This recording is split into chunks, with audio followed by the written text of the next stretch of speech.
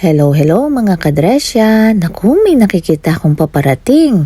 At hayan na nga si Keisha at ang daddy niya. Valentine ngayon at galing siyang sinundo. Mami. Thank you. Happy Valentine's, Mami. At din, binigay yung sa'yo. Bigyan mo. Wow.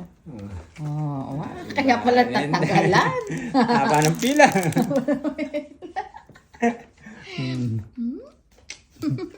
Haba ng pila. Humaba na naman ang buhok ko dito. O diba, pagising mo, ito yung iaabot sa'yo. Kaya naman pala hindi agad nakauwi sa pagsundo kay Keisha kasi dinaanan pa nila tong mga to. Salamat naman sa love-love nyo sa akin. Tumapat na naman ang Valentine's Day sa Ash Wednesday kaya nagsimba muna kami.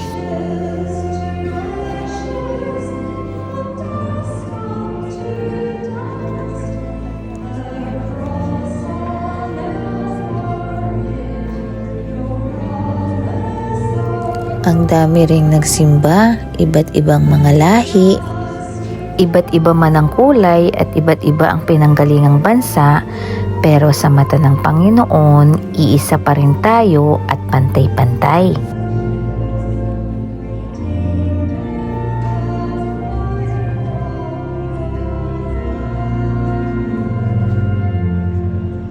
Ine-explain ko din kay Keisha kung ano ang kahulugan ng abong krus sa noo niya.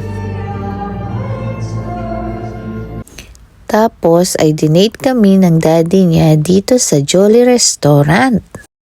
Isa itong Chinese restaurant dito sa Church Corner. Mahilig din kasi ang mag-ama sa noodles kaya pili-pili na kami ng kakainin. Mahilig din sila sa calamares kaya in-order din namin ito. Tuwang-tuwa naman ang Keisha sa kanyang pansit kasi ito ang paborito niya dito. Mixed seafoods ang sahog sa pansit na ito. May pusit, may tahong, may scallop at hipon. Gustong-gusto rin ni Keisha yung nagcha-chopstick. O diba, very good na very good talaga sa kanya. Magaling pa nga siyang mag-chopstick sa akin. Naku, ako, hirap na hirap sa pag-chopstick kaya hindi ako nabubusog kapag gamit ko to. Kailangan tinidor na lang. Minsan, ginagamit ko rin yung chopstick pero sinusungkit ko na lang para makuha ko yung food. At syempre, ang daddy hindi mawawala din ang pag-order ng noodles na may soup. Aba, puro noodles pala ang in-order ng mag-ama ko.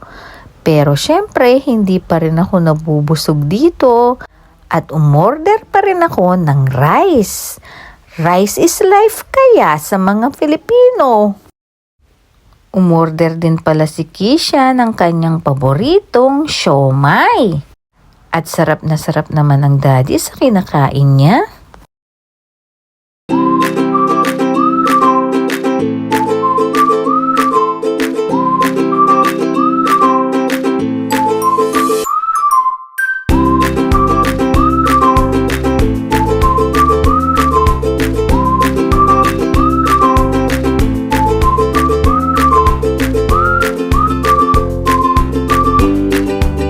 At pagkatapos ng oras sa pamilya, ay oras na naman ng pagpasok sa trabaho ng magdamagan.